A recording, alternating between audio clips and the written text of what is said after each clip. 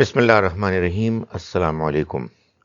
ہم اپنا آج کا سبق سورہ آل عمران کی آیت نمبر 144 سے شروع کریں گے۔ اعوذ باللہ من الشیطان الرجیم، بسم اللہ الرحمن الرحیم۔ وما محمد الا رسول، محمد ایک رسول ہی ہیں صلی اللہ علیہ وسلم۔ قد خلت من قبلہ الرسل، ان سے پہلے بھی رسول گزر چکے ہیں۔ افَإِن ماتا، پھر کیا اگر وہ وفات پا جائیں، او قتلا، یا قتل کر دیے جائیں، انقلبتم علی اعقابکم، تو کیا تم الٹے پاؤں پھر جاؤ گے، دین کو چھوڑ دو گے؟ یہ سورہ مبارکہ میں آپ کو بتا چکا ہوں کہ دو حصوں میں تقسیم ہے۔ پہلے حصے میں خطاب اہل کتاب سے تھا اور دوسرے حصے میں خطاب اہل ایمان سے ہے۔ اہل ایمان سے جو خطاب ہے وہ غزوہ احد کے واقعات کے پس منظر میں ہے، یعنی ایک بڑا واقعہ ہوا اور اس واقعے میں مختلف فیزز آئے۔ مسلمانوں کو کامیابی بھی ہوئی، مسلمانوں کو پسپائی بھی ہوئی، مسلمان پریشان بھی ہوئے، کچھ لوگوں نے کمزوری دکھائی، کچھ لوگ چھوڑ کے چلے گئے، وغیرہ وغیرہ۔ تو ان واقعات کو پس منظر میں رکھتے ہوئے اللہ تعالیٰ نے مسلمانوں کی رہنمائی کی اور یہ بتایا کہ یہ سب جو ہوا وہ کیوں ہوا، اور جو مسلمانوں نے کیا وہ کیا کیا، کیوں کیا، اس کا کیا نتیجہ نکلا، اللہ کی اسکیم کیا تھی، وغیرہ وغیرہ۔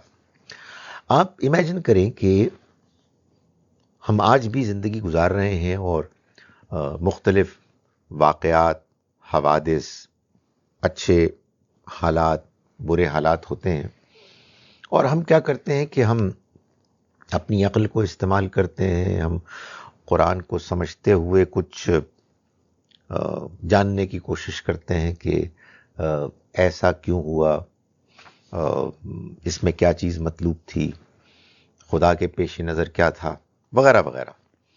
سو امیجن کریں کہ اگر کچھ واقعات ہوں اور اس پر اللہ تعالیٰ خود براہ راست تبصرہ کرے، یہ بتائے کہ یہ واقعات کیوں ہو رہے ہیں، اور یہ بتائے کہ اس میں جو کچھ تم کر رہے ہو اس میں سے کتنا ٹھیک ہے، کتنا غلط ہے، کیا چیز مطلوب ہے، کیا چیز غیر مطلوب ہے، تو یہ ظاہر ہے کہ ایک ایکسٹراڈنری ایک زمانہ ہے کہ جب اللہ کے پیغمبر صلی اللہ علیہ وسلم موجود ہیں، مسلمان ہیں، دوسری جانب کفار ہیں، مسلمانوں کے اندر اچھے مضبوط ایمان رکھنے والے بھی ہیں، کمزور بھی ہیں، منافقین بھی ہیں، وغیرہ وغیرہ۔ سو اللہ نے براہ راست وحی کے ذریعے سے یہ بتایا کہ یہ جو حالات پیش آ رہے ہیں، جو واقعات درپیش ہوئے مسلمانوں کو، ان میں کیا حقیقت تھی اور اللہ تعالیٰ اس کے بارے میں کیا رہنمائی فرما رہا ہے۔ تو یہ بات آپ کو معلوم ہے کہ ایک موقع پر، اور آگے چل کے ان آیات میں بھی اس پہ مزید بات کرنے کا موقع ملے گا، ایک موقع پر کفار نے یہ افواہ پھیلا دی کہ غزوہ احد میں نعوذ باللہ نبی اکرم صلی اللہ علیہ وسلم شہید ہو گئے، اور یہ وہ چیز تھی کہ جس خبر کو سن کے بہت سے مسلمان بہت پریشان ہوئے، بہت زیادہ ان کے اوپر، ان کے اعصاب کے اوپر اس کا اثر پڑا۔ انہوں نے اس کے نتیجے میں کمزوری دکھائی، ان کا موریل، ان کے اندر جذبہ وہ کمزور پڑ گیا، اور ظاہر ہے کہ یہ وہ چیز تھی کہ جو اللہ کی اسکیم میں، اللہ کے ہاں جو مطلوب رویہ ہے اس میں پسندیدہ نہیں تھی. تو یہ بتایا اب اس موقع پہ کہ دیکھو، وما محمد الا رسول، محمد ایک رسول ہی ہیں، یعنی یہ اللہ کے بندے ہیں، ان کو اللہ نے منتخب کیا اپنا پیغام پہنچانے کے لیے. مگر حقیقت واقعہ یہ ہے کہ ہیں وہ انسان، اللہ کے رسول ہیں. اگر مثال کے طور پر فرض کیجئے کہ وہ شہید ہو جاتے ہیں، تو اس خبر سے تمہارے قدم کیوں ڈگمگائیں، تم کیوں کمزور پڑو؟ افائم ماتا قد خلت من قبلہ الرسل، ان سے پہلے بھی بہت سے رسولوں گزرے، بہت سے ایسے نبی آئے اور رسول آئے کہ جو آئے، انہوں نے اللہ کا پیغام پہنچایا اور اس کے بعد دنیا سے رخصت ہو گئے. یعنی موت و حیات کے مراحل سے وہ سب گزرے ہیں. تو افائم ماتا او قتلا، پھر اگر یہ وفات پا جائیں یا قتل کر دیے جائیں تو کیا اس کا یہ مطلب ہے کہ انقلبتم علی اعقابکم، تم لوگ الٹے پاؤں پھر جاؤ گے؟ یہ تو کوئی بات نہ ہوئی. مطلب کیا تمہارا نظریہ، تمہارا ایمان، تمہارا عقیدہ کیا ہے؟ بھائی یہ اللہ کے رسول ہیں نا، تو اللہ کے رسول پہلے بھی بہت سے آئے، تو کیا وہ سب کے سب حیات جاویدانی لے کر آئے؟ وہ سب کے سب ہمیشہ جیتے رہے؟ نہیں، سب کو یہی مراحل آئے، سب اس دنیا سے رخصت ہو کے گئے. تو فرمایا کہ وَمَن يَنْقَلِبْ عَلَىٰ عَقِبَيْهِ، اور جو الٹا پھرے گا، فَلَن يَضُرَّ اللَّهَ شَيْئًا، تو وہ جان لے اچھی طرح سے کہ وہ اللہ کا کچھ نقصان نہیں کر سکے گا. یہ تو تمہارا امتحان ہو رہا ہے. تم اگر اس طرح کی کوئی خبر سننے کے بعد دین سے دل برداشتہ ہو جاؤ اور پیٹ پھیر کے بھاگنا شروع کر دو، تو اللہ کو کوئی نقصان نہیں پہنچے گا، اس کا پیغام تو پھر بھی پھیل جائے گا. تم اپنے آپ کو برباد کر دو گے. تم ہو کہ جو اپنے مستقبل کو اندھیرے میں ڈال دو گے، ناکامی میں ڈال دو گے. فرمایا کہ وَسَيَجْزِي اللَّهُ الشَّاكِرِينَ، اور اللہ بدلا دے گا ان قریب شکر گزاروں کو. یعنی معلوم یہ ہوا کہ یہ جو شکر گزاری کا جذبہ ہے، یہ ہے وہ جذبہ کہ جو انسان کو مضبوط رکھتا ہے. شکر گزاری کا جذبہ یعنی یہ بات، یہ احساس کہ ہمیں اللہ نے اپنا پیغام دیا ہے، ہماری رہنمائی کی ہے.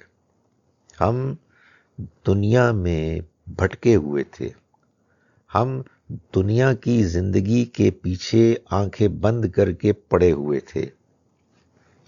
پلاٹس، مکانات، گاڑیاں، بینک بیلنس، ان چکروں میں پڑے ہوئے تھے. یہ ہمارے رب کی مہربانی اور احسان ہے کہ اس نے ہمیں سیدھا راستہ دکھایا اور زندگی کے بارے میں صحیح رویہ اختیار کرنے کی توفیق دی. اس کے بعد یہ تو ہمیں بتایا گیا تھا کہ آزمائشیں آئیں گی، مشکلات بھی آئیں گی، صدمے بھی آئیں گے.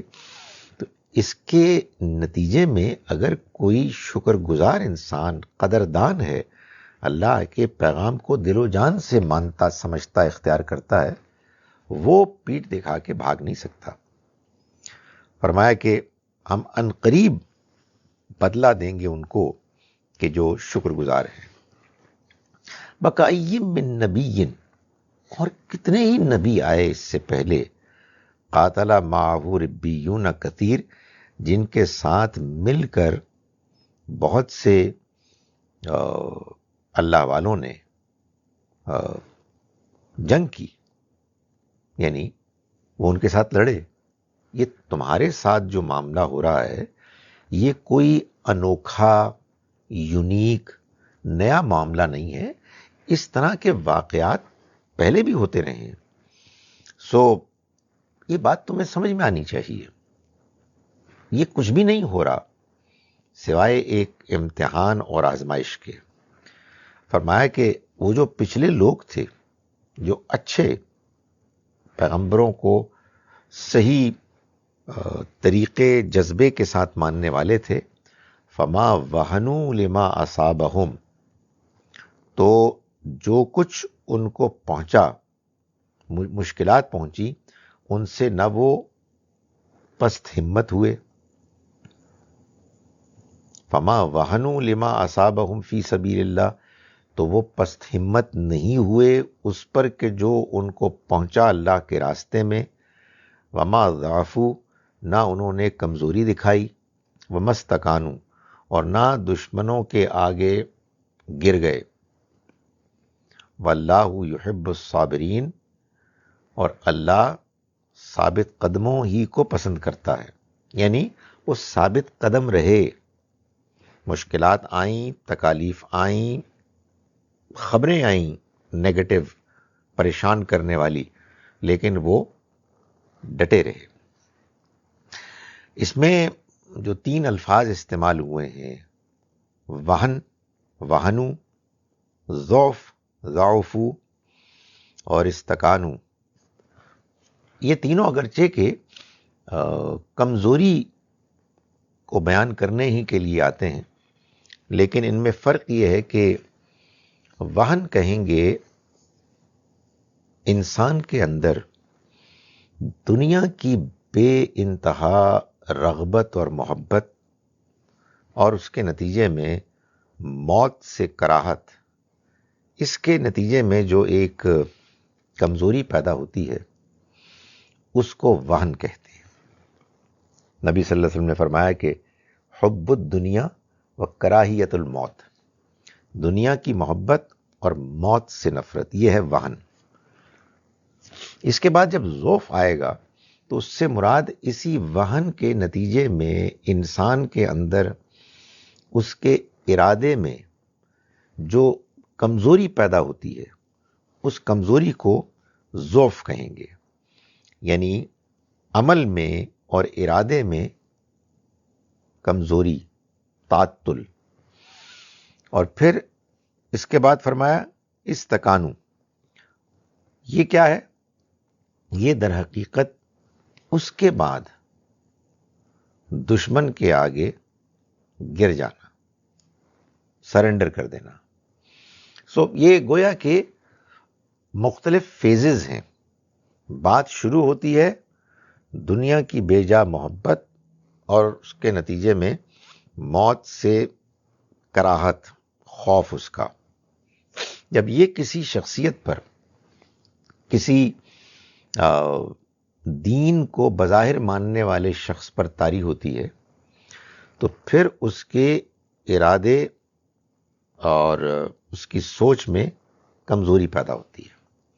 وہ قوت ارادی اس کی متاثر ہوتی ہے.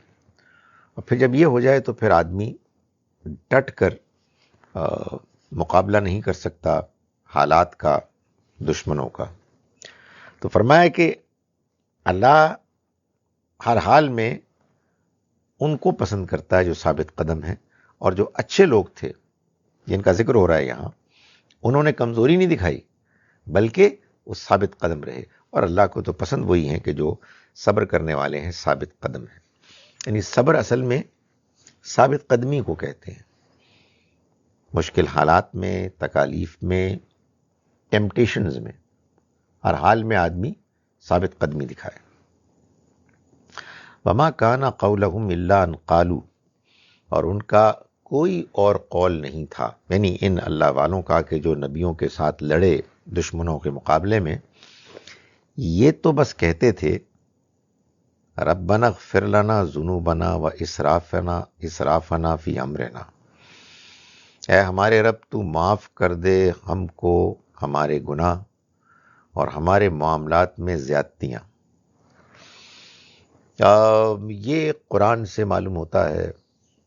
یہ حج جس طرح سے اللہ نے ڈیزائن کیا ہے، جو کہ در حقیقت تمثیل ہے جہاد کی، اس کو اللہ تعالیٰ نے مختلف شاعر ریلیجس سمبلز کے ذریعے سے حاجیوں کو، اہل ایمان کو اس سے گزارا ہے۔ تو معلوم یہ ہوتا ہے کہ جب آپ اللہ کی راہ میں لڑنے کے لیے نکلتے ہیں، یا فار دیٹ میٹر اللہ کے راستے میں کوئی دین کی خدمت کا کام کرنے کے لیے نکلتے ہیں، تو اس میں جو سب سے امپورٹنٹ چیز انسان کے لیے جس کا اہتمام کرنا ضروری ہے، وہ یہ ہے کہ وہ اپنے آپ کو حد الامکان گناہوں سے پاک کرے، اس لیے کہ یہ راستہ اللہ کا راستہ ہے، یہ راستہ ہدایت کا راستہ ہے، یہ راستہ آخرت کی منزل کو کامیابی سے پانے کا راستہ ہے۔ اس میں جو انسان عمل کر رہا ہوتا ہے بظاہر وہ بھی ضروری ہوتا ہے، لیکن اس سے زیادہ ضروری یہ ہے کہ انسان جو بھی اسٹریٹجی اختیار کر رہا ہے، چاہے وہ جنگ ہے، چاہے وہ دین کی تبلیغ ہے، دنیا والوں کو دین بتانے کا اہتمام ہے، اس میں انسان اپنی ذاتی حیثیت میں پہلے مضبوط ہو، پاک صاف ہو۔ تو فرمایا کہ یہ جو اللہ والے تھے، جو نبیوں کے ساتھ مل کر لڑے اور ان کے ہاں کمزوری نہیں آئی اور وہ ثابت قدم رہے، یہ معلوم ہے کون لوگ تھے؟ یہ وہ لوگ تھے کہ جنہوں نے یہ کہا، یعنی دعا کی کہ اے ہمارے رب تو معاف کر دے ہمارے گناہ، ہم سے غلطیاں ہوئی ہیں، تو ان غلطیوں کو ہم سے دور کر دے، وَإِسْرَافَنَا فِي أَمْرِنَا، اور ہمارے معاملات میں جو زیادتیاں ہوئی ہیں۔ بہت سی غلطیاں اور کمزوریاں وہ ہوتی ہیں جس میں انسان ایگزیجریٹ کرتا ہے، حد سے آگے بڑھ جاتا ہے۔ جو لوگ اچھے لوگ ہوتے ہیں اور نیکی کا کام کرنے کے لیے ایک دوسرے سے ملتے ہیں، ظاہر ایک ٹیم ورک کی ضرورت ہوتی ہے نا، اجتماعیت کی، تو اس میں ظاہر ہے کہ یہ تو نہیں ہوتا کہ آپ نے دین کے کام کے لیے آپ آئے ہیں تو شیطان چھٹی لے کے کہیں چلا جائے، نہیں، وہ تو نئے امکانات کے پیش نظر نئی اسٹریٹجی اڈاپٹ کرتا ہے۔ تو اس میں کیا ہوتا ہے کہ لوگ اپنے معاملات میں ایگزیجریٹ کرنے لگتے ہیں، اس کے نتیجے میں پرابلمز پیدا ہونی شروع ہو جاتی ہیں۔ مثال کے طور پر حق گوئی ہے، حق بات کرنا بڑی اچھی بات ہے، لیکن اگر آپ اس میں حد سے آگے بڑھ کر لوگوں کے ساتھ زیادتی کرنا شروع کر دیں تو ظاہر ہے کہ یہ پرابلم ہو جاتی ہے، اور اس کے نتیجے میں انسان کا عمل، اس کا کردار بھی متاثر ہوتا ہے، اور جو اجتماعی کوشش ہے وہ بھی متاثر ہوتی ہے۔ تو فرمایا کہ جو لوگ میدان جنگ میں اترے، اللہ والے، انہوں نے دعا کی ہمارے رب تو ہمارے گناہوں کو معاف فرما دے اور ہمارے معاملات میں ہمارے زیادتیوں کو تو دور کر دے، دھو دے، ثبت اقدامنا، اور ہمارے قدموں کو مضبوط کر، ہمیں ثابت قدم کر۔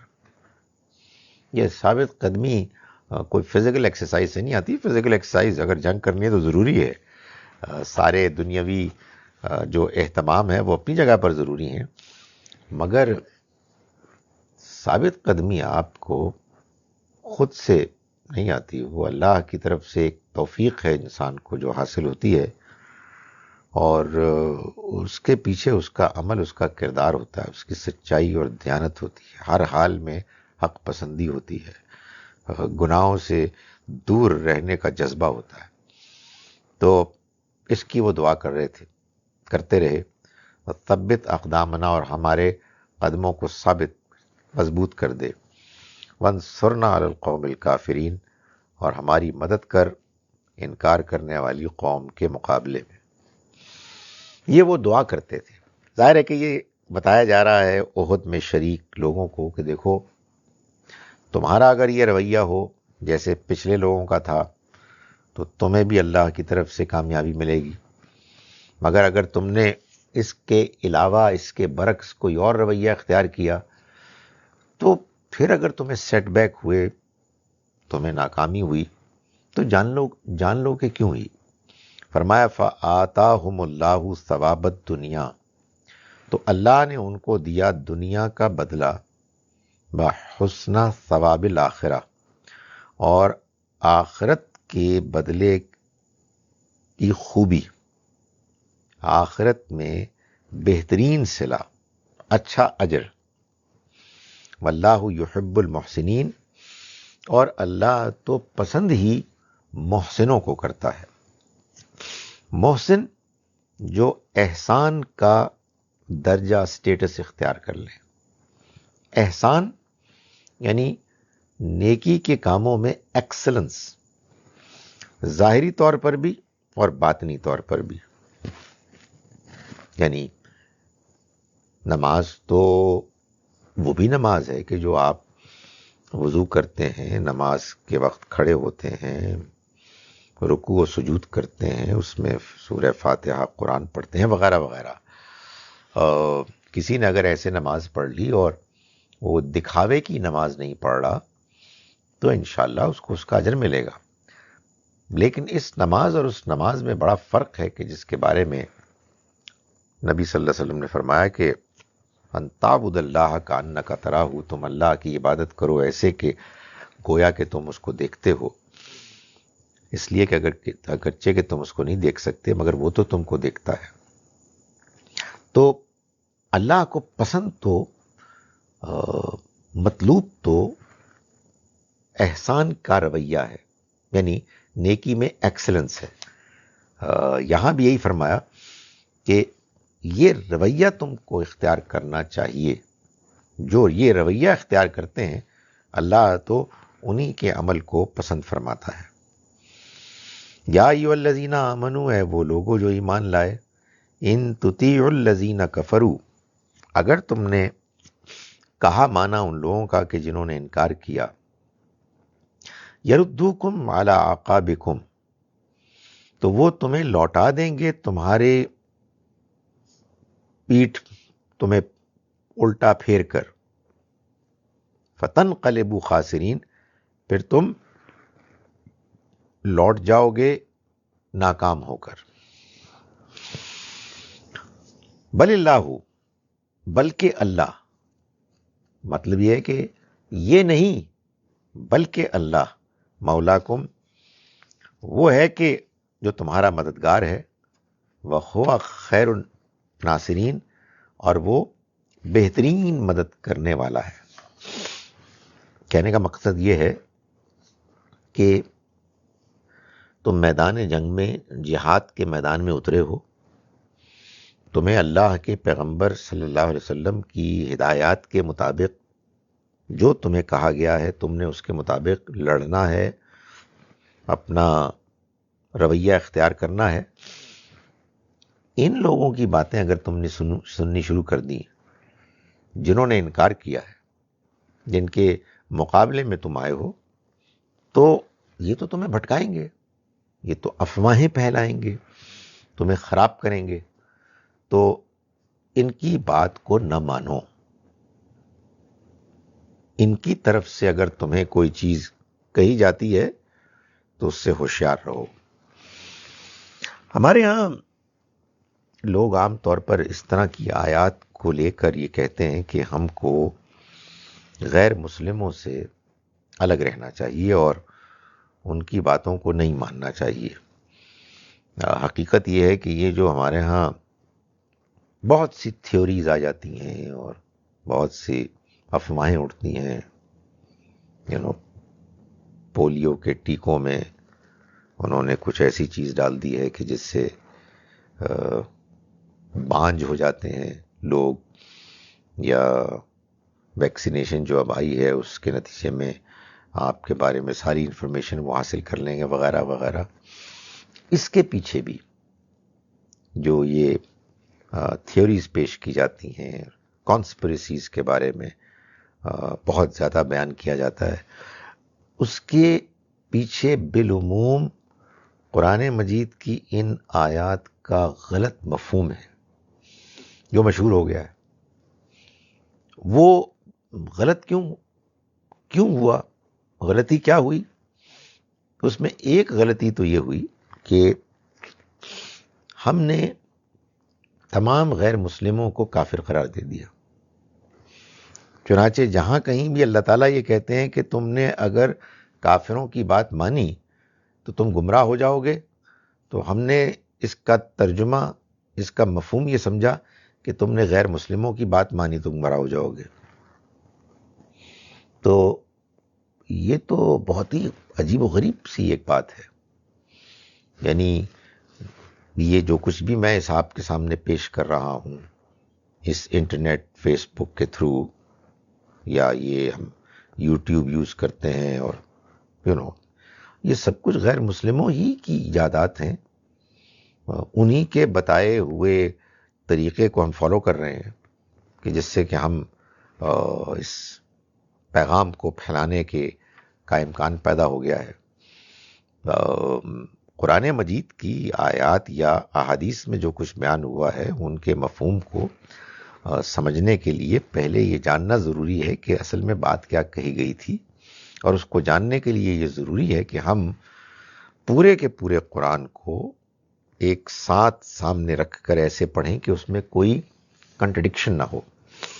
تو ایک تو وجہ یہ ہوئی کہ ہم نے یہ نظریہ قائم کر لیا۔ دوسری وجہ یہ ہوئی کہ قرآن مجید میں جو باتیں بیان ہوتی ہیں ان کا کچھ سیاق سباق ہوتا ہے۔ اگر آپ سیاق سباق سے، اس کے کانٹیکسٹ سے اس کو کاٹ کے اس کا کوئی مفہوم طے کریں گے تو اس سے بڑی گڑبڑ ہو سکتی ہے۔ یعنی اس سے زیادہ بڑی گڑبڑ کیا ہوگی کہ اللہ تعالیٰ آپ کو کچھ اور بات بتا رہے ہیں اور آپ نے کچھ اور مفہوم سمجھ لیا۔ تو بات یہ ہے کہ یہاں غزوہ احد کا ذکر ہے اور کفار کے ساتھ جنگ ہو رہی تھی، اس میں وہ مسلمانوں کو گمراہ کر رہے تھے اور ان کو کمزور کرنے کے لیے وہ افواہیں پھیلا رہے تھے۔ تو یہ ان لوگوں سے روکا گیا ہے، ورنہ تو آپ اگر غیر مسلموں سے وہی رویہ اختیار کریں گے جو روٹھے ہوئے لوگوں کا ہوتا ہے، تو پھر تو کبھی آپ ان کو بات بتا ہی نہیں سکیں گے، نہ ان سے اچھی باتیں سیکھ سکیں گے، نہ ان کو اپنے دین کی بات پہنچا سکیں گے۔ فرمایا کہ بل اللہ مولاکم، نہیں بلکہ اللہ ہے کہ جو تمہارا مولا، تمہارا مددگار ہے، وہو خیر الناصرین، اور وہ بہترین مدد کرنے والا ہے، سب سے بہتر مدد کرنے والا ہے۔ سنلقی فی قلوب الذین کفروا الرعب، ہم ان قریب ڈال دیں گے ان لوگوں کے دلوں میں کہ جنہوں نے انکار کیا، رعب، بما اشرکوا باللہ، اس وجہ سے کہ جو انہوں نے اللہ کے ساتھ شرک کیا، ما لم ینزل بہ سلطانا، وہ کہ جس کے لیے اس نے کوئی سلطان، کوئی سند نازل نہیں کی، ومأواہم النار، اور ان کا ٹھکانہ آگ ہوگی، وبئس مثوى الظالمین، اور اپنے اوپر زیادتی کرنے والوں کا بہت ہی برا ٹھکانہ ہے۔ یہ فرمایا جا رہا ہے کہ یہ جو جنگ ہوگی اور آئندہ ہوں گی، اس میں اللہ تعالیٰ مسلمانوں کو اطمینان دلا رہے ہیں کہ ان کو کامیابی حاصل ہوگی، کیونکہ ان کے مد مقابل میں جو لوگ کھڑے ہیں، کفار جو شرک کرتے ہیں، اللہ ان کے دلوں میں ان کے اس شرک کی وجہ سے مسلمانوں کا رعب ڈال دے گا۔ اس سے یہ معلوم ہوا کہ جب حق اور باطل آپس میں نبرد آزما ہوتے ہیں، فیس ٹو فیس ہوتے ہیں اور مقابلہ کر رہے ہوتے ہیں، تو یہ بیسیکلی آپ کا کردار ہے، آپ کا نظریہ ہے کہ جو فیصلہ کن ہوتا ہے، ڈیسائسو ہوتا ہے.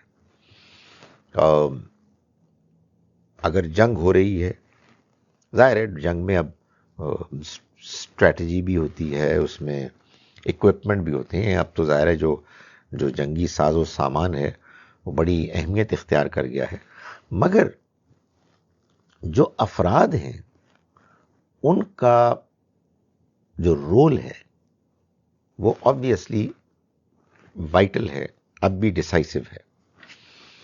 اور اس میں اللہ تعالیٰ یہ فرما رہے ہیں کہ جس کا کردار اور جس کا نظریہ باطل ہے، جس کا کردار برا ہے، جس کا نظریہ باطل ہے، اگر اس کے مقابلے میں وہ افراد، وہ گروہ آ جائے کہ جن کا نظریہ صحیح ہے، حق ہے، اور ان کا کردار مضبوط ہے، تو پھر اللہ دشمن کے دلوں میں ان کا روب ڈال دیں گے. اور وہ اس لیے انہوں نے جو شرک کیا ہے اس کے لیے ان کے پاس کوئی بنیاد نہیں ہے. سو یہ کانفیڈنس جو ہوتا ہے نا، کانفیڈنس خدا کی طرف سے ملتا ہے، وہ ان کا کانفیڈنس شٹر ہو جائے گا، اور تمہیں یہ موقع ملے گا کہ تم ان پر ڈومینیٹ کرو گے، ان کو تم تہ تیغ کر کے شکست دے دو گے. وَلَقَدْ صَدَقَكُمُ اللَّهُ وَعْدَهُ، اور اللہ نے سچ کر دیا تمہارے لیے اپنا وعدہ. کون سا وعدہ؟ یعنی مدد کا. اِذْ تَحُسُّونَهُمْ بِإِذْنِی، جب تم ان کو مار رہے تھے، تہ تیغ کر رہے تھے اس کی مرضی سے. غزوہ احد کے آغاز میں یہ بات معلوم ہے کہ مسلمانوں کو اللہ نے اس کی توفیق دی کہ وہ ہمت کے ساتھ لڑیں اور دشمنوں کو وہ پسپا کریں، ان پر غالب آ جائیں اور ان کو شکست سے دوچار کریں. یہ شروع میں ایسا ہی ہوا، اور یہ ظاہر ہے اللہ کا وعدہ تھا. تم اگر صحیح رویہ اختیار کرو گے، تم پیغمبر کی فرما برداری کرو گے، تمہیں جو اللہ نے ہدایات دی ہیں ان کو اہمیت دو گے، تو تم ہی غالب آؤ گے. ابھی پیچھے ہم نے پڑھا کہ وَأَنْتُمُ الْأَعْلَوْنَ، تم ہی غالب آؤ گے ان کنتم مومنین، اگر تم واقعی مومن ہو. تو اللہ تعالیٰ فرمایا کہ یہ جو میں نے وعدہ کیا اس کو میں نے پورا کیا جب تم ان کو تہ تیغ کر رہے تھے. ظاہر شروع میں یہ ہوا. حتیٰ اذا فشلتم، یہاں تک کہ جب تم نے کمزوری دکھائی، وتنازعتم فی الامر، اور تم نے معاملے میں یعنی حکم کی تعمیل میں اختلاف کیا. وعصیتم من بعد ما اراکم ما تحبون، اور تم نے نافرمانی کی اس کے بعد کہ اللہ نے تمہیں وہ چیز دکھا دی، ما تحبون، جس کو تم پسند کرتے تھے. یعنی تمہیں اپنے سامنے فتح نظر آئی اور تم نے جلد بازی کرتے ہوئے اپنے اس جگہ کو، مورچے کو چھوڑ دیا جہاں تم کو کھڑا کیا گیا تھا. نبی صلی اللہ علیہ وسلم نے ایک دستے کو، غالباً 50 افراد تھے وہ، ان کو معین کیا تھا کہ وہ کھڑے رہیں گے ایک درے میں تاکہ دشمن پلٹ کر آ کے حملہ آور نہ ہو جائے. لیکن جب وہ وہاں سے نہیں ہٹیں گے جب تک کہ ان کو نہ کہا جائے. لیکن جب وہ معلوم ہوا کہ مسلمان فتح حاصل کر چکے ہیں، مال غنیمت سامنے ہے، تو لوگ اس کی طرف بڑھے، اور یوں پیچھے سے ابھی خالد بن ولید رضی اللہ عنہ ایمان نہیں لائے تھے اور وہ کفاری کے لشکر میں شامل تھے. ان کی قیادت میں کفار کا ایک لشکر پیچھے سے اس جگہ میں چونکہ گیپ آ گیا تھا، وہ صحیح طرح سے پروٹیکٹڈ نہیں تھا، تو حملہ آور ہوئے پیچھے سے اور مسلمانوں میں کھلبلی مچ گئی۔ اسی کو بیان کیا جا رہا ہے کہ یہاں تک کہ جب تم نے کمزوری دکھائی، فشلتم وتنازعتم فی الامر، اور تم نے حکم کے نفاذ کے معاملے میں اختلاف کیا، وعصیتم، اور تم نے نافرمانی کی، من بعد ما اراکم ما تحبون، اس کے بعد کہ اس نے تمہیں دکھایا اس چیز کو جس کو تم پسند کرتے تھے، یعنی فتح۔ منکم من یرید الدنیا ومنکم من یرید الآخرہ، اب اس موقع پر تم میں وہ لوگ بھی تھے کہ جو دنیا چاہتے تھے، صرف دنیا چاہتے تھے، اور تم میں وہ بھی تھے کہ جو آخرت چاہتے تھے۔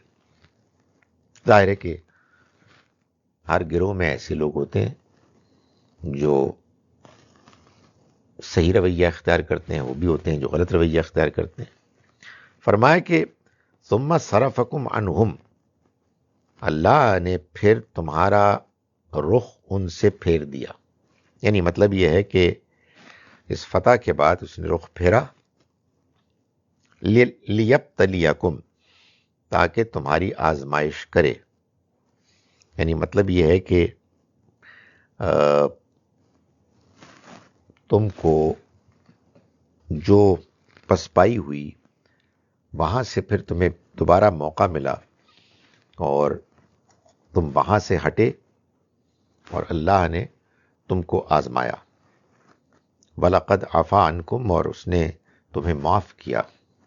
وَاللَّهُ ذُو فضل علی المؤمنین، اور اللہ اہل ایمان پر فضل کرنے والا ہے، یعنی جو تیر اندازوں سے غلطی ہو گئی، جو اس دستے میں شامل تھے، انہوں نے نافرمانی کی، اللہ نے مہربانی فرمائی کہ ان کی اس استغفار کو قبول فرمایا اور ان کو معاف کیا۔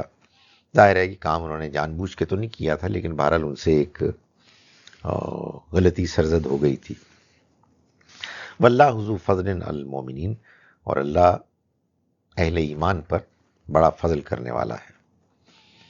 اذ تصعدون ولا تلوون علی احد والرسول یدعوکم فی اخراکم، یاد کرو اس وقت کو بھی جب تصعدون، تم بھاگے چلے جا رہے تھے آگے کی طرف، ولا تلوون علی احد، اور مڑ کر کسی کو دیکھ بھی نہیں رہے تھے، والرسول یدعوکم، اور رسول تمہیں پکار رہے تھے، فی اخراکم، تمہارے پیچھے سے، یعنی یہ سچویشن تھی، دشمن نے حملہ کیا، کھلبلی مچ گئی، لوگ بھاگنا شروع ہو گئے، تو پیچھے اللہ کے رسول صلی اللہ علیہ وسلم ایک گروہ کے ساتھ باقی ان لوگوں کو پکار رہے تھے کہ کہاں جا رہے ہو۔ فَأَصَابَكُمْ غَمًّا بِغَمٍّ، تو اس نے یعنی اللہ نے تم پر غم پہنچایا، یعنی ایک غم تو اس بات کا تھا کہ تمہیں ناکامی ہوئی ہے، وہی کفار کے جن کو ابھی 1 سال پہلے بدر کے میدان میں تم نے شکست دی، وہی تم کو کمزور کرنے میں اور تم پر حملہ آور ہو کے تمہیں نقصان سے دوچار کرنے میں وہ کامیاب ہوئے۔ ایک غم تو یہ تھا، دوسرا غم اس پر یہ آ گیا کہ تمہیں یہ افواہ سننے کو ملی کہ نبی صلی اللہ علیہ وسلم کو شہید کر دیا گیا ہے، تو یہ ہوا، اور یہ ظاہر ہے کہ اللہ ہی کی طرف سے ہوا، یعنی اللہ نے اس کا موقع فراہم کیا، اس کی اجازت دی، اس عمل کو ہونے سے اپنے خاص خصوصی فیصلے کے تحت روک نہیں دیا۔ تو یہ کیا کیوں؟ لِكَيْ لَا تَحْزَنُوا عَلَى مَا فَاتَكُمْ، تاکہ کسی چیز کے جانے سے تم غم نہ کرو، وَلَا مَا أَصَابَكُمْ، اور نہ جو تم پر پہنچے، یعنی جو تمہیں کوئی مصیبت ہو، اس کی وجہ سے تم رنجیدہ ہو جاؤ اور تم غم میں مبتلا ہو جاؤ. یعنی کہنے کا مقصد یہ ہے کہ ہوتا ہے نا ایک انسان کے جو بغیر کسی تجربے کے ایک نارمل زندگی گزار رہا ہوتا ہے اور پھر اس پر اچانک کوئی ایسی مشکل آتی ہے جس کی وجہ سے وہ ہڑبڑا جاتا ہے اور سمجھتا ہے کہ یہ تو ہونا ہی چاہیے تھا، یہ کیسے ہو گیا. یہ اصل میں وہ ہے نا تجربہ کاری. تو اللہ تعالیٰ اہل ایمان کو ان آزمائشوں کی بھٹیوں سے گزار رہا تھا تاکہ ان کے اندر یہ بات پیدا ہو جائے، یہ احساس ان کے اندر داخل ہو جائے. کیا کہ لِكَيْ لَا تَحْزَنُوا عَلَىٰ مَا فَاتَكُمْ، تم غم نہ کرو اس پر کہ جو تم سے چھوٹ گیا، وَلَا مَا أَصَابَكُمْ، اور اس پر کہ جو تم پر مصیبت آئی.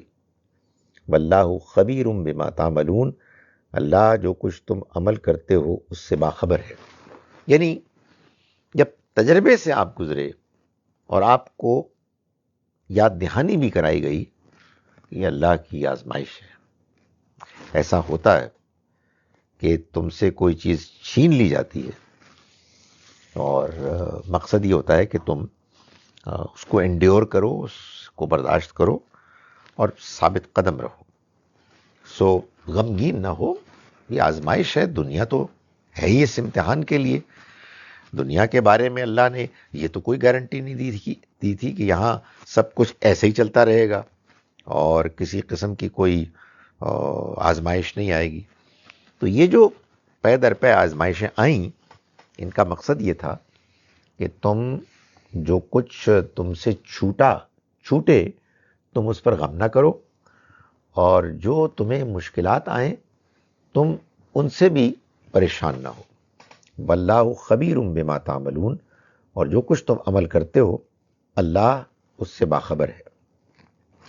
ثم انزل علیکم من بعد الغم امنتن، اس کے بعد پھر اس نے یعنی اللہ نے تم پر اطمینان نازل فرما دیا.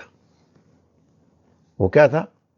نعاسن، ایک ایسی نیند، یغشا طائفتم منکم، جو تم میں سے کچھ لوگوں پر غالب آ گئی. یعنی اگر انسان بعض اوقات پریشان ہوتا ہے اور کچھ سمجھ میں نہیں آ رہا ہوتا، اعصاب شل ہو رہے ہوتے ہیں، تو نیند آ جائے آدمی کو تو ایک سکون، راحت، ایک انسان کے اندر فریشنس آ جاتی ہے، اور وہ جو ایک غلبہ ہوتا ہے ذہن پر وہ ہلکا ہو جاتا ہے. یہ بھی اللہ کی طرف سے ہوتا ہے. اس کے برعکس آپ کو نیند نہ آئے تو بے چینی میں اور اضافہ ہو جاتا ہے.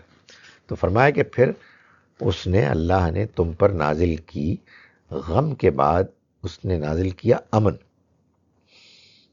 اور وہ امن کس صورت میں ہوا؟ نعاسن، ایک ایسی نیند کی شکل میں، یغشا طائفتم منکم، جو تم میں سے ایک گروہ کے اوپر غالب آ گیا. اور طائفتن، اور ایک دوسرا گروہ ایسا تھا، قد اہمتہم انفسہم، وہ اپنے ہی اندر مبتلا رہے گمانوں میں. یظنون باللہ، یعنی اہمتہم انفسہم، ان کے دلوں نے ارادہ کیا، یظنون باللہ، وہ گمان کرتے تھے اللہ کے بارے میں، غیر الحق، ناحق، ظن الجاہلیہ، جاہلیت کے گمانوں میں کی طرح، بالکل خلاف حقیقت. یعنی یہ کیا ہمیں مشکل میں ڈال دیا گیا، وعدہ تو کیا گیا تھا کہ ہم غالب آئیں گے، بتایا تو یہ جا رہا تھا کہ یہ اللہ کا پیغام ہے اور یہ اللہ کے پیغام کے دشمن ہیں، مگر ہوا اس کے بالکل برعکس کہ وہ چھا گئے، چلے گئے. تو لگتا ہے یہ بس ویسے ہی ہے، پلاننگ، جس کے پاس طاقت ہے، جس کی پلاننگ ٹھیک ہے وہی کامیاب ہوگا، باقی اس کے علاوہ کوئی اللہ کی مدد بھی ہوتی ہے، ایسی کوئی چیز نہیں۔ تو اس طرح کے شیطانی جو گمان ہیں، جو خلاف حقیقت ہیں، جاہلیت کے گمان، وہ ایک گروہ کے اوپر غالب آ گئے۔ یقولون، کہنے لگے، حل لنا من الامر من شیء، کہ معاملات میں ہمارا بھی کوئی حصہ ہے، یعنی یہ سب اسٹریٹجی کون بنا رہا ہے؟ ہم نے تو یہ کہا تھا کہ آپ باہر نکلیں ہی نہ، ہماری بات مان لی جاتی اور یثرب کے اندر لڑائی ہوتی تو یہ نقصان نہ ہوتا۔ قل ان الامر کلہ للہ، ان سے کہہ دو کہ تمام معاملات اللہ ہی کے اختیار میں ہیں۔ یعنی یہ جو تم پلاننگ کرتے ہو اور یہ جو تمہیں کچھ افسوس ہے کہ تم کو کنسلٹ نہیں کیا جاتا، اس موقع پر جو کچھ بھی ہو رہا ہے وہ اللہ کی پلاننگ سے ہو رہا ہے، اللہ فیصلے کر رہا ہے، اپنے پیغمبر کو بتا رہا ہے، تو اس وجہ سے اس طرح کی باتیں کرنے سے کچھ حاصل نہیں۔ یخفون فی انفسہم، وہ چھپاتے ہیں اپنے دلوں میں، ما لا یبدون لک، جو تم پر ظاہر نہیں کرتے۔ یقولون، کہتے ہیں، لو کان لنا من الامر شیء، اگر ہمیں بھی کچھ معاملات کے فیصلہ کرنے میں شامل کیا جاتا، ہمارا بھی کچھ اختیار ہوتا، ما قتلنا ہاہنا، تو ہم اس طرح نہ مارے جاتے، یہ جو ہمیں شکست ہوئی ہے یہ نہیں نہ ہوتی، ہم کچھ مشورہ دیتے کہ یہ ایسے نہ کرے، ایسے کرے، مدینے میں رہ کے، یثرب میں رہ کے لڑیں، وغیرہ وغیرہ۔ قل لو کنتم فی بیوتکم، ان سے کہہ دو کہ اگر تم اپنے گھروں میں بھی ہوتے، جیسا کہ انہوں نے مشورہ دیا تھا، لبرز الذین کتب علیہم القتل، تو لازماً نکل کھڑے ہوتے وہ لوگ کہ جن کے لیے فیصلہ کر دیا گیا تھا قتل کا، الی مضاجعہم، اپنی قتل گاہوں تک، یعنی وہاں تک وہ پہنچ جاتے، اس لیے کہ ان کی موت اسی جگہ پہ لکھی تھی۔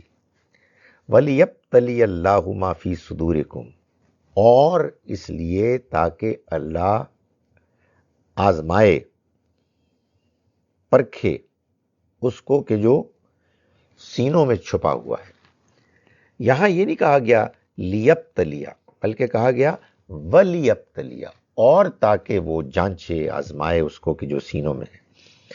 تو اس کا مطلب یہ ہے کہ واو سے پہلے کوئی چیز تھی جس وجہ سے واو کو داخل کیا گیا، ظاہر ہے وہ حصہ ہے جملے کا جس کو کہ ہمیں خود جاننا ہے، کیوں اس کو اس طرح سے اومٹ کر دیا جاتا ہے؟ اس لیے کہ ہم غور کریں قرآن پر، اور اس لیے کہ وہ آبویس ہوتا ہے۔ جیسے مثال کے طور پر یہاں ہے کہ یہ بات واضح ہونی چاہیے کہ یہ جو کچھ ہوا یہ اس لیے ہوا تاکہ اللہ تعالیٰ تم میں سے جو سچے ہیں اور تم میں سے جو کھوٹے ہیں ان کو الگ الگ کر دے۔ یہ ہو نہیں سکتا تھا اگر یہ مارکا نہ ہوتا اور یہ واقعات نہ ہوتے۔ وَلِيَبْتَلِيَ اللَّهُ مَا فِي صُدُورِكُمْ، اور یہ اس لیے بھی کہ تمہارے سینوں میں جو کچھ چھپا ہوا ہے اس کو وہ جانے، پرکھے۔ وَلِيُمَحِّصَ مَا فِي قُلُوبِكُمْ، اور اس لیے کہ تمہارے دلوں کے کھوٹ کو چھانٹ دے، یعنی واقعات ہوئے، غلطیاں ہوئیں، سیٹ بیکس ہوئے، اس کے بعد انسان جو سچا انسان ہے، مخلص انسان ہے، وہ توبہ کرے گا، استغفار کرے گا، اس سے اس کے گناہ چھٹ جائیں گے۔ یہ ہوتا ہے، انسان اچھا ہوتا ہے، اس سے غلطیاں ہو جاتی ہیں، اور غلطی کا نتیجہ جب سامنے آتا ہے تو اللہ کی طرف سے انسان کو موقع ملتا ہے کہ وہ توبہ استغفار کر کے اپنے آپ کو ان گناہوں سے دور کر دے، دھلوا دے۔ واللہ علیم بذات الصدور، اور اللہ تو دلوں کو کے حالوں کو جانتا ہی ہے۔ میں ان آیات کا ترجمہ آپ کے سامنے ایک مرتبہ پھر کر رہا ہوں۔ ہم نے آج کا سبق شروع کیا آیت نمبر 144 سے 144۔ ہم شروع کرتے ہیں اس اللہ کے نام کے ساتھ جس کی رحمت بے پناہ ہے، جس کی عنایت ہمیشہ کے لیے ہے۔ وما کان لنفس ان تموت، اور کسی انسان کے لیے یہ ممکن نہیں ہے کہ اس کو موت آئے الا باذن اللہ، سوائے اللہ کے اذن، اس کے سینکشن کے۔ کتابا معجلہ، جو کہ ایک مقررہ نوشتہ، ایک مقررہ فیصلہ ہے جو طے ہے۔ ومن یرد ثواب الدنیا، اور جو دنیا کا بدلہ چاہتا ہے، نؤتیہ منہا، نہیں معاف کیجیے گا میں آگے نکل گیا، بات تو یہاں سے شروع ہوئی تھی کہ وما محمد الا رسول، اور محمد تو اللہ کے ایک رسول ہی ہیں۔ آیت نمبر 144 یہ ہے، قد خلت من قبلہ الرسل، ان سے پہلے بھی بہت سے رسول گزرے، افائم ماتا و قتلا، تو کیا اگر کوئی وہ وفات پا جائے یا قتل کر دیے جائیں، انقلبتم علی اعقابکم، تو کیا تم پلٹ جاؤ گے ایڑیوں کے بل، منہ پھیر لو گے۔ ومن ینقلب علی عقبیہ، اور جو پلٹے گا ایڑیوں کے بل، فلن یضر اللہ شیئا، تو وہ اللہ کا کچھ نہیں بگاڑ سکے گا۔ وسیجزی اللہ الشاکرین، اور اللہ ان قریب بدلہ دے گا شکر گزاروں کو۔ وما کان لنفس ان تموت، اور کسی انسان کے لیے ممکن نہیں کہ اسے موت آئے الا باذن اللہ، سوائے اللہ کے اذن کے، اس کی سینکشن کے۔ کتابا معجلہ، ایک مقررہ طے شدہ فیصلے کے مطابق جو لکھا گیا۔ ومن یرد ثواب الدنیا، اور جو دنیا کا بدلہ چاہتا ہے، نؤتیہ منہا، ہم دیں گے اس کو اس میں سے۔ ومن یرد ثواب الآخرہ، اور جو آخرت کا بدلہ چاہتا ہے، نؤتیہ منہا، ہم دیں گے اس کو اس میں سے۔ وسیجزی الشاکرین، اور ان قریب، وسنجزی الشاکرین، ان قریب ہم شکر گزاروں کو جزا دیں گے، بدلہ دیں گے۔ وکأی من نبی، اور کتنے ہی نبی گزرے، قاتل معہ ربیون کثیر، جن کے ساتھ لڑے بڑی تعداد میں اللہ والے۔ فما وہنوا لما اصابہم، تو نہ کمزوری میں مبتلا ہوئے وہ اس پر کہ جو ان کو مشکلات پہنچی، فی سبیل اللہ، اللہ کے راستے میں۔ وما ضعفوا، نہ وہ ضعف میں مبتلا ہوئے، وما استکانوا، اور نہ ہی انہوں نے سرنڈر کیا، اپنے آپ کو گرا دیا دشمن کے آگے۔ واللہ یحب الصابرین، وہ ثابت قدم رہے، اور اللہ تو ثابت قدموں ہی کو پسند کرتا ہے۔ وما کان قولہم، اور ان کا کوئی اور قول نہیں تھا، ان کی کوئی دعا اور نہیں تھی، الا ان قالوا، مگر یہ کہ انہوں نے کہا، دعا کی، ربنا اغفر لنا ذنوبنا، اے ہمارے رب تو ہمارے گناہوں کو معاف کر دے، واسرافنا فی امرنا، اور ہمارے معاملات میں زیادتیوں کو معاف فرما دے، وثبت اقدامنا، اور ہمارے قدموں کو مضبوط کر دے، وانصرنا، اور ہماری مدد کر، علی القوم الکافرین، انکار کرنے والے لوگوں کے مقابل میں۔ فآتاہم اللہ، تو دیا ان کو اللہ نے، ثواب الدنیا، دنیا کا بدلہ، وحسن ثواب الآخرہ، اور آخرت کے کا بہترین بدلہ۔ واللہ یحب المحسنین، اور اللہ تو پسند ہی بہترین رویہ اختیار کرنے والوں کو کرتا ہے۔ یا ایھا الذین آمنوا، ایمان والو، ان تطیعوا الذین کفروا، اگر تم نے ان لوگوں کا کہا مانا کہ جنہوں نے انکار کر دیا، یردوکم، تو وہ پلٹا دیں گے تم کو، علی اعقابکم، تمہاری ایڑیوں کے بل، فتنقلبوا، پھر تم لوٹو گے، فتنقلبوا خاسرین، نقصان اٹھاتے ہوئے۔ یا ایھا الذین آمنوا،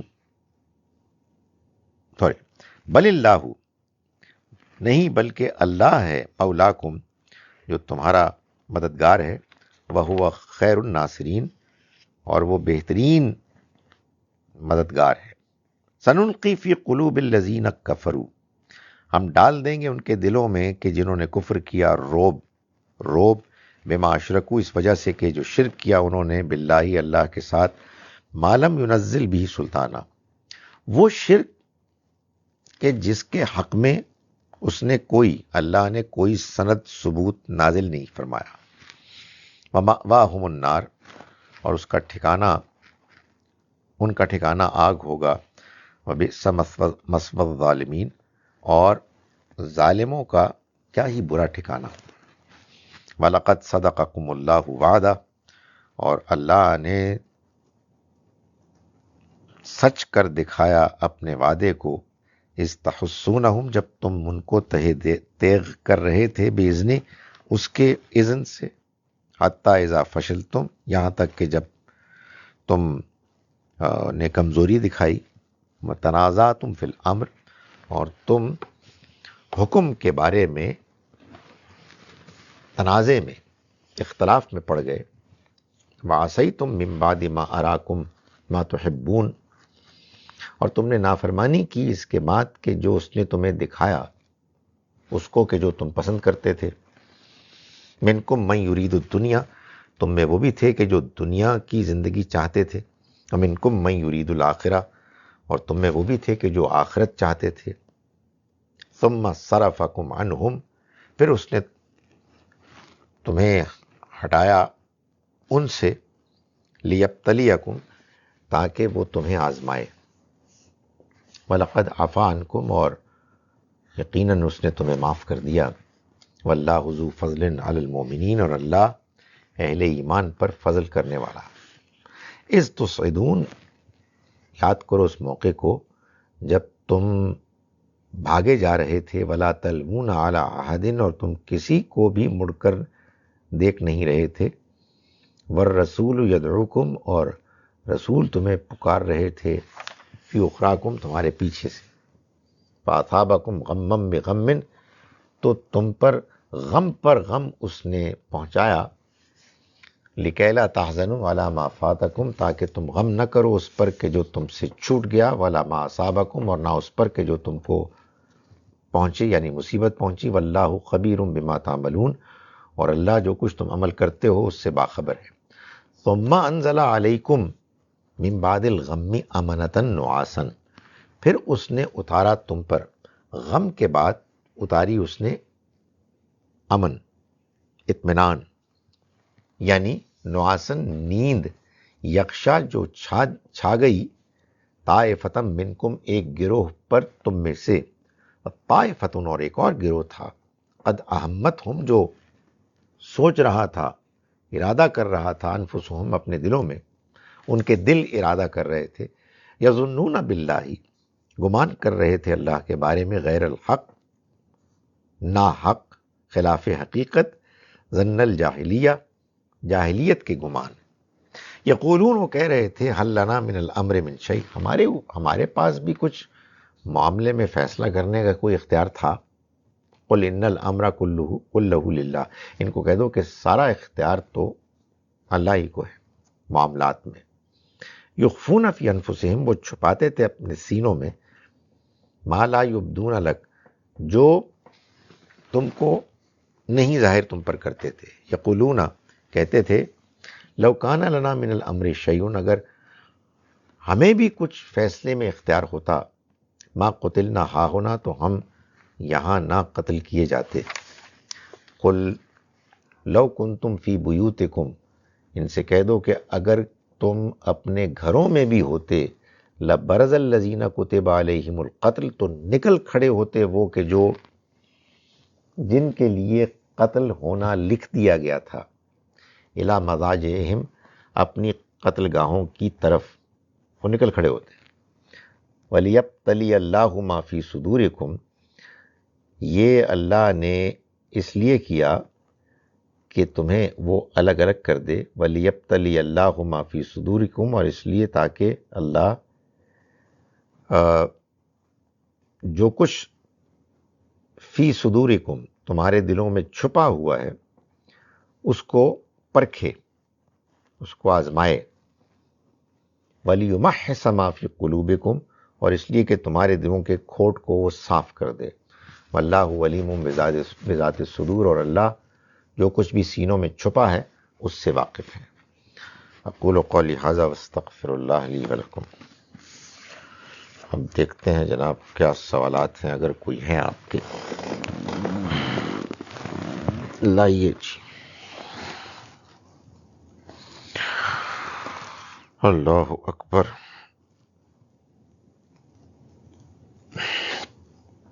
فیس بک،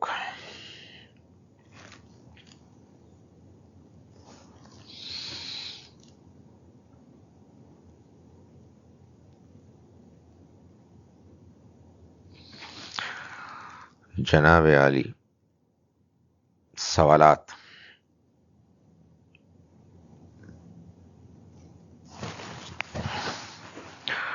کرونا کی آزمائش بہت سخت ہو چکی ہے، اس حوالے سے قوم کو ڈر کے علاوہ حوصلہ افزائی کی بھی ضرورت ہے۔ کچھ لوگوں میں موت کا خوف بہت زیادہ سوار ہو جاتا ہے، اصل بیماری سے زیادہ۔ دینی و معاشرتی رہنمائی فرمائیں۔ وبائی موت کیا کوئی اسپیشل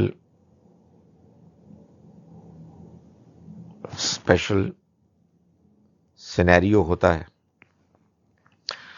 دیکھیں ڈاکٹر صاحب، آپ نے سوال کیا ہے تو آپ زیادہ اس سے بہتر واقف ہیں کہ جو اس طرح کی بیماریاں ہوتی ہیں اس کے دو پہلو ہیں۔ ایک پہلو تو یہ ہے کہ جو بیماری وبا کی اصل ظاہری وجہ ہے، یعنی جس وجہ سے وہ پھیلتی ہے، اس کے بارے میں آپ جس فیلڈ کے ماہر ہیں یعنی میڈیکل سائنس، اس نے جو کچھ تحقیق کی ہے، جو اللہ ہی کے دیے ہوئے علم معلومات کو تلاش کرنے کے نتیجے میں ہوئی ہے، اس کو سمجھیں اور اس کو فالو کریں۔ یہ ہماری طرف سے تدبیر ہے، لیکن اس تدبیر کو ہم کرتے ہیں اس لیے کہ یہ اللہ ہی کے بتائے ہوئے طریقے ہیں اور ہمیں ان کو کرنا چاہیے، لیکن اس سے ہم تقدیر کو ہٹا نہیں سکتے۔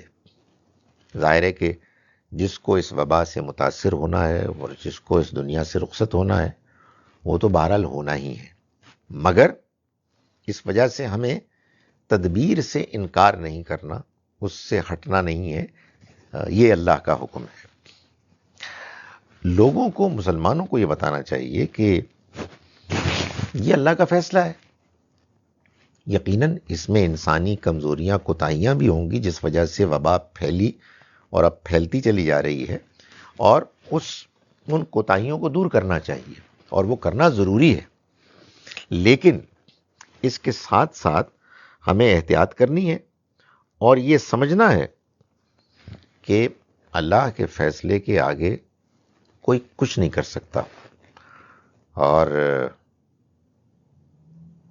ڈرنا چاہیے موت سے نہیں بلکہ اپنے گناہوں سے۔ تو موت کا احساس ہو جائے کہ موت نہ آ جائے، بہت اچھا احساس ہے، آپ یقین جانیے بہت قیمتی احساس ہے کہ کہیں میں مر نہ جاؤں، اس لیے کہ یہی تو احساس ہے کہ جو ہم میں موجود نہیں ہے، نہیں تھا، جس کی وجہ سے ہم خراب ہو رہے تھے، دنیا میں پھنسے ہوئے تھے۔ تو آپ کے مریضوں میں، آپ کے ملنے والوں میں جس کو موت کا خوف آئے، اس کو کہیں آپ توبہ کرو، استغفار کرو، اللہ سے معافی مانگو۔ ارے ہمیں تو یہ بتایا گیا ہے کہ اس موت کے بعد ایک اگلی زندگی ہے، اور اگر وہ کامیاب زندگی ہو جائے تو پھر وارے نیارے ہیں. اس دنیا میں تو صرف آزمائش ہو رہی ہے، اور موت مطلب کسی کی اگر طے ہے تو کورونا سے نہ آئے تو کسی اور سے آ سکتی ہے. ہو سکتا ہے کہ کسی ٹویوٹا کورونا میں اس کا حادثہ ہو جائے. آپ معلوم ہے ایک زمانے میں ٹویوٹا کی ایک کرولا کے علاوہ کورونا بھی ہوتی تھی، شاید یہ لفظ وہیں سے آیا ہے. تو کہنے کا مقصد یہ ہے کہ موت کا احساس تو بہت ضروری ہے. موت کے ڈر کو وہ کنورٹ کر دیں گناہوں کے ڈر سے، گناہوں کے اثرات سے. اور گناہوں کے بارے میں اللہ نے رحمان و رحیم نے کھلا انویٹیشن دیا ہوا ہے کہ ہم اس سے معافی مانگیں.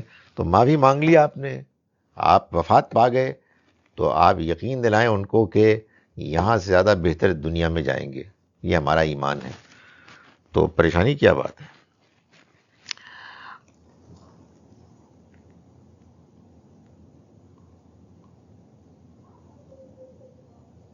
I was your student in IBA. الحمدللہ.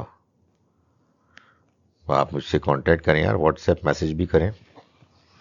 Can you briefly explain who are munafiqun in today's time and age? The munafiqun who existed in the times of the Holy Prophet sallallahu alaihi wasallam, as described by the Quran, were a specific category of people. Of course, it is not right to judge people on their belief, but I would still want to know, how does one explain munafiqat in the world we live in today?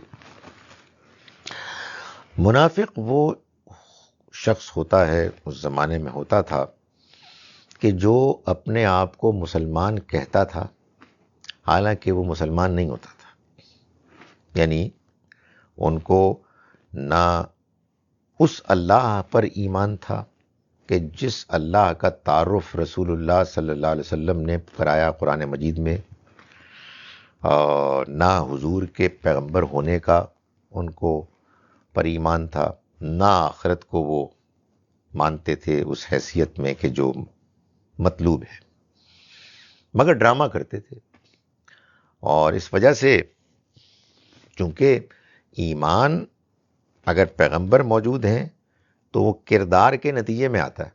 آپ کا کردار اچھا ہے آپ ایمان لائیں گے، آپ کا کردار اچھا نہیں ہے، آپ مسلمانوں کے بیچ میں ہیں، تو آپ ایمان نہیں لا سکتے، آپ منافق رہیں گے. اور منافق بھی کافر ہی ہوتا ہے.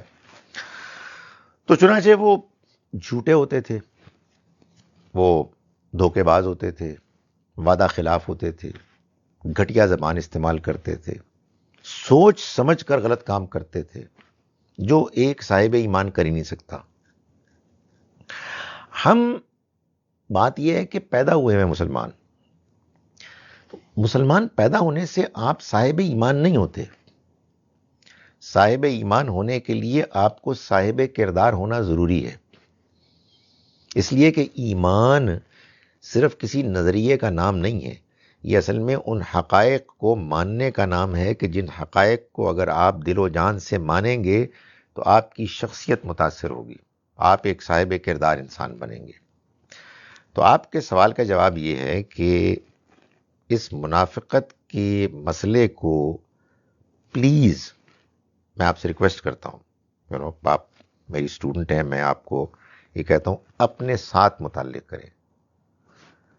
میں منافق نہ ہو جاؤں، یہ آپ کا کنسرن ہونا چاہیے.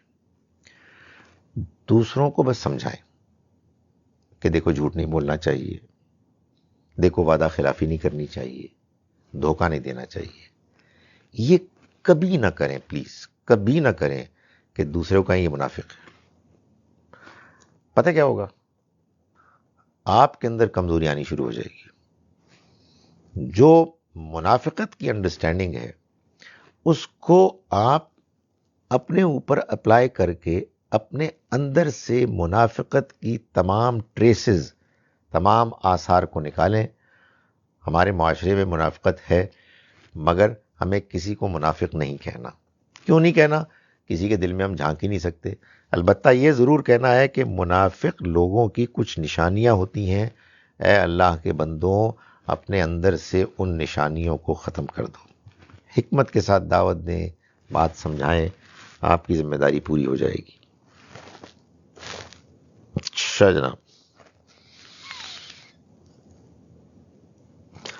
Usually while doing tafsir you say that Shan Nuzul of ayat may not be the right thing to interpret Holy Quran, but in today's first verse 144 you described its Shan Nuzul. How can we differentiate where to consider Shan Nuzul and where not? اس کا سادہ جواب یہ ہے کہ جہاں ہم کریں وہاں ٹھیک ہے. نہیں، استغفر اللہ، میں مذاق کر رہا تھا. دیکھیں، آنیسٹلی قرآن کی ہر آیت کا ایک شان نزول ہے.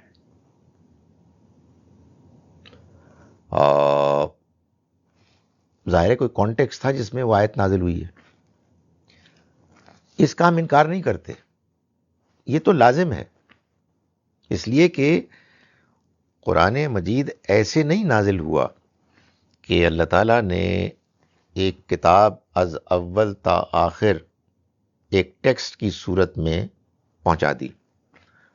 پھر تو اس کو ایک ہی رات میں آ جانا چاہیے تھا.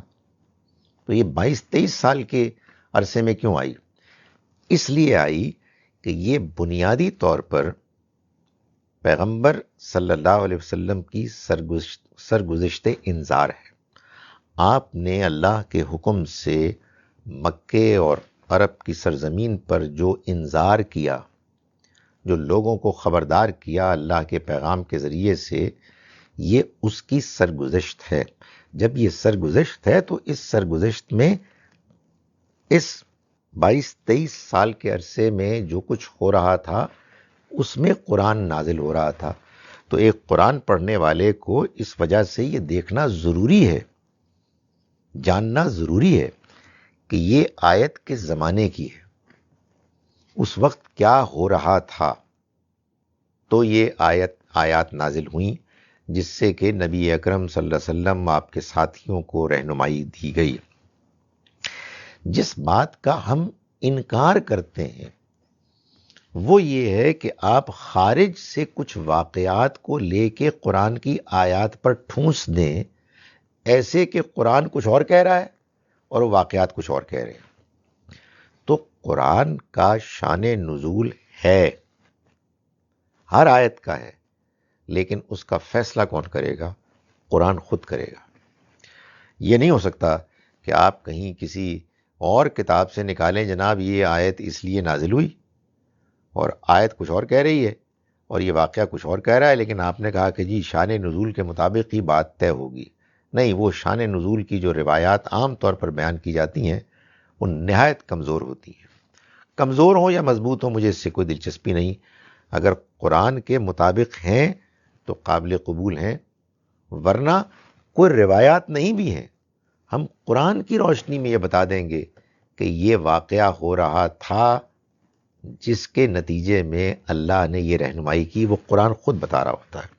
اس میں ہمارے آپ کے درمیان اختلاف بھی ہو سکتا ہے، لیکن بہرحال وہ اچھا ہے اختلاف سمجھنے کے لیے. What type of slumber was endowed upon Mu'mineen mentioned in Ayat 154 as they couldn't have slept in the war like ordinary sleep? نہیں، دیکھیں یہ یوں ہوا کہ جب وہ بھاگ گئے نا، یعنی ایسا ہوا کہ پہلے تو جنگ ہوئی، مسلمان غالب آ رہے تھے، پھر وہ بھاگے اور پیچھے سے آگے انہوں نے دوبارہ حملہ کیا، پھر مسلمان بھاگ گئے، پھر مسلمان دوبارہ آئے، پھر اس کے بعد وہ بھاگ گئے. اب جب بھاگے تو ان کے بھاگنے کے بعد یہ خبر تھی کہ نہیں وہ بھاگے نہیں ہیں، ابھی وہ پھر اکٹھے ہو رہے ہیں. اس دوران میں اللہ نے بعض مسلمانوں کو حوصلہ دیا، نیند دی. ظاہر ہے وہ ایک ہلکی سی نیند تھی جس کو آپ کہتے ہیں نا پاور نیپ. اور ادھر کچھ لوگ تھے جو گمان کر رہے تھے کہ اب تھے دوبارہ حملہ ہو جائے گا، مارے جائیں گے. تو یہ کچھ کانٹیکسٹ معلوم ہوتا ہے. Theories of COVID vaccine includes that it contains haram items like pig's blood. Pig's blood حرام کیسے ہو گیا؟ یعنی سور کا کھانا حرام ہے، باقی اگر فرض کیجئے کہ اس سے کوئی آپ کے دوا میں مدد مل جائے، میں ایک سوال اٹھا رہا ہوں، لیکن یہ بات تو معلوم ہے اب دنیا والوں کو کہ مسلمان سور کا گوشت ہی نہیں کھاتے بلکہ سور کے نام سے بھی الرجک ہیں، تو اور مسلمانوں کی آبادی ہے کو 22-23%، تو وہ ایسا کیوں کریں گے؟ یہ میں آپ کو بتاؤں کہ یہ میں بھی اس کلاس کے دوران بھی میں نے گزارش کی تھی کہ غیر مسلم کافر ہیں، یہ ہماری تھیوری ہے، یہ انڈرسٹینڈنگ ہے، اور وہ جو کام کرتے ہیں ہمارے خلاف کرتے ہیں، یہ قرآن کی آیات سے ہی وہ سمجھتے ہیں۔ اس کے بعد وہ سمجھتے ہیں کہ یہ اس طرح کی جھوٹی تھیوریز پیش کرنا یہ نیکی کا کام ہے، تو وہ ایک اچھے جذبے کے تحت کرتے ہیں۔ تو میں اسی لیے بار بار گزارش کرتا ہوں کہ قرآن مجید کو سمجھنا چاہیے، اس کے کانٹیکسٹ کو سمجھنا چاہیے، سیاق سباق کو سمجھنا چاہیے، اور صحیح شان نزول کو سمجھنا چاہیے جیسا کہ قرآن بیان کر رہا ہے۔ These are the conspiracy theories circulating. How can one stop them so that they can be vaccinated and be safe? Can the ulama help? Obviously علماء ہی کو ہیلپ کرنا چاہیے، کہ آپ تو بڑی سادہ سی بات ہے کہ ان سے پوچھ لیں۔ ہمارے ہاں تو آپ کو معلوم ہے کہ اب ان غیر مسلموں کو، جن کو ہم کفار کہتے ہیں، انہی کی مہربانی سے یہ ہو گیا ہے کہ اب آپ کا ہر آئٹم، فوڈ آئٹم جو بھی ہے، دوائی وغیرہ، اس میں اس کے بائی لا انگریڈینٹس لکھے ہوئے ہوتے ہیں، تو اب یہ کون سی مشکل چیز ہے؟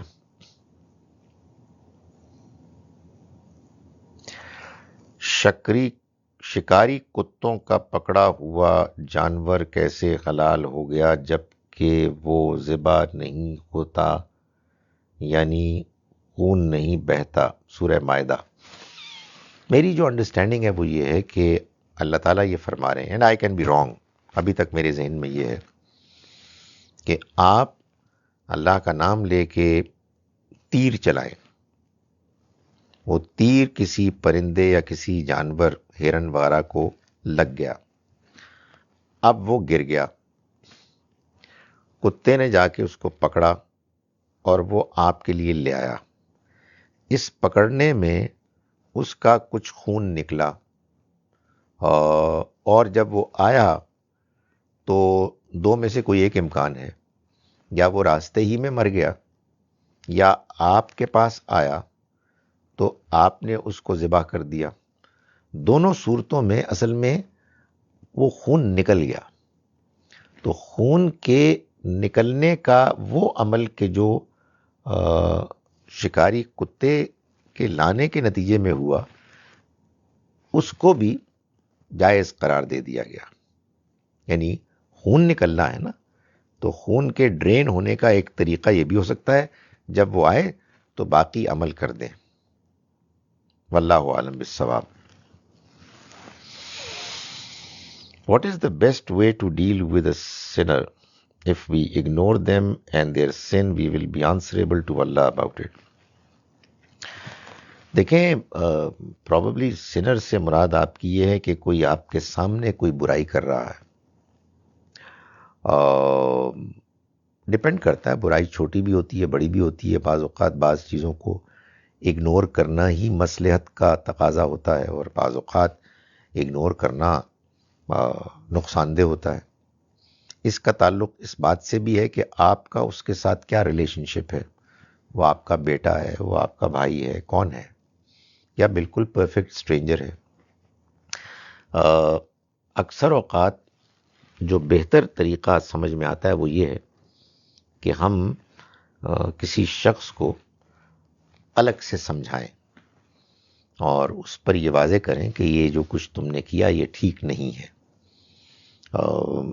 سب کے سامنے کریں گے تو ایک خواہ کی بدمزگی بھی ہوگی، اور بندہ بات سننے کے لیے تیار بھی نہیں ہوگا۔ مگر بعض اوقات یہ بالکل ممکن ہے کہ آپ یہ محسوس کریں کہ صورتحال ایسی ہے کہ وہ اس کو بیان کرنے کی ضرورت ہے، مگر عام طور پر حکمت سے کام لینا چاہیے، اور جس نے کوئی غلط کام کیا ہے اس کو الگ سے سمجھانا چاہیے۔ آپ محسوس کرتے ہیں کہ اس کے نتیجے میں دوسرے لوگ متاثر ہوئے ہیں، ان کو بھی سمجھائیں۔ وعلیکم السلام۔ اچھا جی، اللہ اکبر، سوال پورے ہو گئے، وہ آخر میں رہ گیا۔ How do we deal with anxiety of the unknown نون فیوچر؟ I trust in Allah's path, but how do you let go the anxiety? دیکھیں، ایک تو اینگزائٹی کا وہ پہلو ہے کہ جس کے لیے میں آپ سے گزارش کروں گا کہ کسی سائیکالوجسٹ، سائیکیٹرسٹ کو دکھائیں، کیونکہ میری اپنی انڈرسٹینڈنگ آرڈنری یہ ہے کہ اگرچہ کہ ہر اینگزائٹی کا آغاز تو ہمارے کسی کمزور سوچ کی کمزوری سے ہوتا ہے، لیکن جب وہ بڑھ جاتی ہے تو وہ ایک ایسی بیماری اختیار کر لیتی ہے کہ جس کو باقاعدہ ٹریٹ کرنے کی ضرورت ہوتی ہے، بعض اوقات ایکسرسائزز کے ذریعے سے، کاؤنسلنگ سیشنز کے ذریعے سے، بعض اوقات ادویات کے ذریعے سے۔ لیکن بہرحال موٹی بات یہ ہے کہ جس چیز کی اینگزائٹی ہے اس کو ہیڈ آن فیس کریں، مطلب کیا پریشانی ہے اس کو اینالائز کریں، اور پھر اپنے ایمان کی روشنی میں اس کا حل جانیں۔ ظاہر اینگزائٹی اسی چیز کی ہوتی ہوگی کہ یہ نہ ہو جائے، وہ نہ ہو جائے، فلاں نہ ہو جائے۔ تو جب اس بات کا اطمینان ہے کہ جو بھی ہوگا وہ اللہ کے فیصلے سے ہوگا، تو پھر آدمی کو اطمینان ہونا چاہیے، اللہ سے دعا کرنی چاہیے، اللہ کے آگے سجدہ ریز ہونا چاہیے۔ جب آپ ایسا کریں گے تو انشاءاللہ اللہ سے امید ہے کہ اینگزائٹیز کم ہوں گی۔ Would you please tell us about basic knowledge of طلاق؟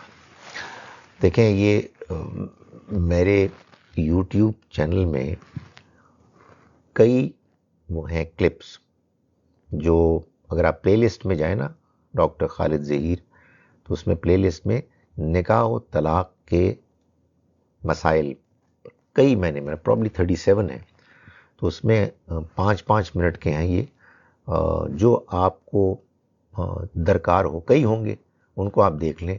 پھر بھی کوئی سوال رہ جائے تو مجھے بتائیے گا۔ السلام علیکم ورحمۃ اللہ وبرکاتہ۔